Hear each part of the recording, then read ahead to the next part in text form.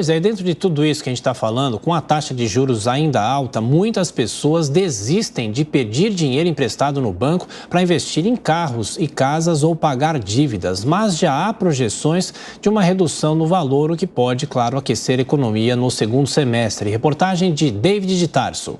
Planos de comprar alguma coisa e para isso ter que recorrer aos bancos, muita gente tem. O Fernando Jaber, que é arquiteto, é uma dessas pessoas. Sim, a gente pretende trocar os carros, comprar um e trocar o outro. E para isso vai precisar de dinheiro de banco ou não? A gente queria só financiar, né? Não seria um empréstimo, né? Seria um financiamento. Mas vai tomar crédito? É um crédito bancário, sim. O que esbarra? Essa questão da taxa de juros está esbarrando um pouco? Você já foi ver? Assim, pelo que eu estou acompanhando, a taxa de juros ainda não baixou, né? Então ainda está interferindo um pouco, né? Interfere um pouco, ainda mais quando é uma prestação a longo prazo.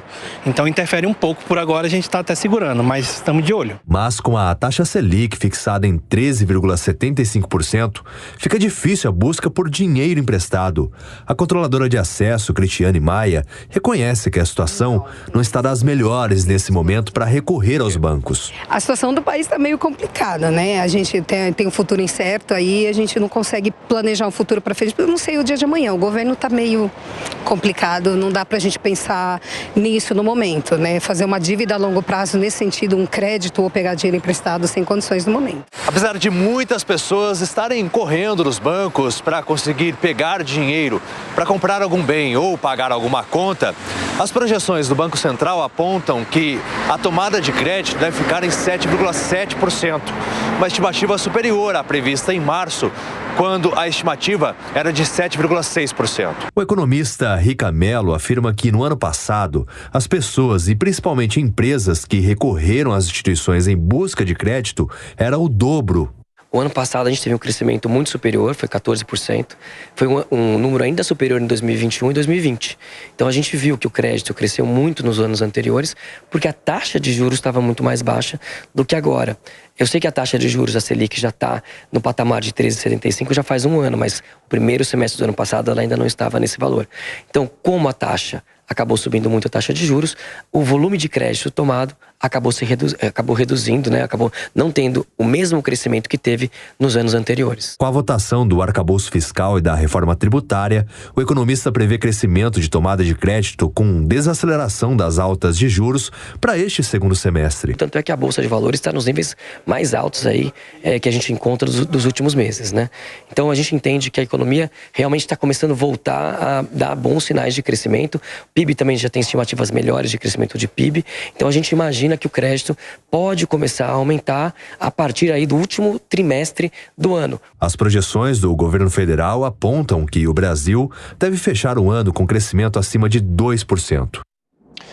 Pois é, Diogo Schelp, as expectativas mais positivas para o segundo semestre, mas se quiser destacar também essa discussão em relação ao CARF, por que isso é tão importante para o governo principalmente?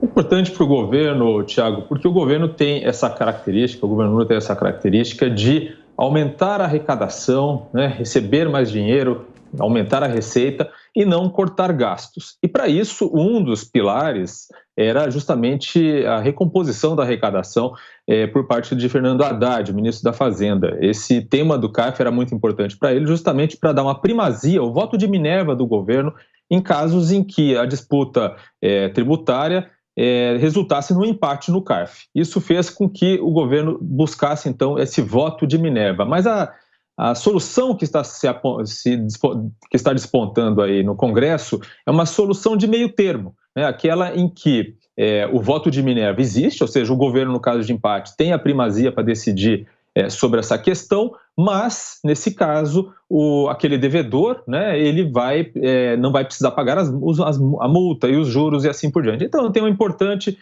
mas está sendo resolvido aí no meio termo. Eu acho que o que a gente pode dizer, no geral, sobre esses temas todos, é que o governo não está fazendo a lição de casa completa, mas está sendo favorecido por uma conjuntura cada vez mais favorável, inclusive por um agronegócio que vem bombando no Brasil e que está elevando pouco a pouco, gradualmente, a perspectiva de crescimento do PIB. Dava esse é o ponto principal, corte de gastos? Olha, é aquela história de que a emenda está ficando pior que o soneto. Primeira coisa, O ministro Haddad entendia essa questão do CARF para aumentar a receita. Só que aí o projeto que está sendo apresentado na Câmara, se chegar a um acordo com o devedor, não pagará multa, juro, tal. Ou seja, não vai aumentar a receita de que o ministro está guardando. E segundo ponto, Paula, que viola um princípio constitucional importantíssimo. No empate, na dúvida, o beneficiado deveria ser o contribuinte, não o governo. Ou seja, cria uma regra para mover as pessoas a fazer acordo na justiça, e aí o governo não vai ter a arrecadação extra que espera, e viola um princípio importante, que na dúvida, ou no empate, nesse caso, deveria beneficiar o pagador de imposto e não o governo.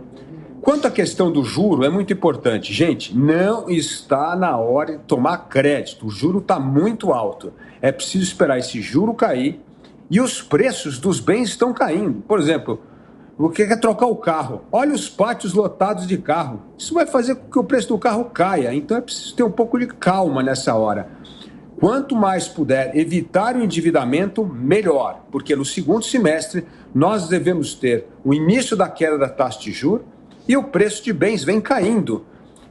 Recentemente, conversando com vários produtores agrícolas, dizendo aí, né, Paula, como hoje os insumos estão ficando mais baratos. Então, assim, tem que esperar um pouco o mercado, menos ansiedade na hora de consumir, porque senão é a dor de cabeça para pagar as prestações é que acaba tirando o sono das pessoas.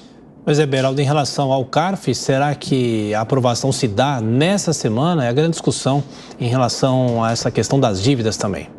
Pois é, eu não duvido que o governo consiga fazer uma negociação para aprovar esse projeto. Agora, como o Dávila falou, isso demonstra o desespero do governo para arrecadar. O governo é uma máquina de arrecadação para simplesmente tampar a sua incompetência de conseguir arrecadar mais e melhor a partir de um fortalecimento da atividade econômica. Eles querem pegar todas as oportunidades que têm para poder pegar dinheiro do contribuinte, cada vez mais dinheiro do contribuinte, e colocar no caixa do governo, não para executar um projeto de investimento que vai favorecer o Brasil como um todo, mas simplesmente para pagar a conta da ineficiência da máquina pública.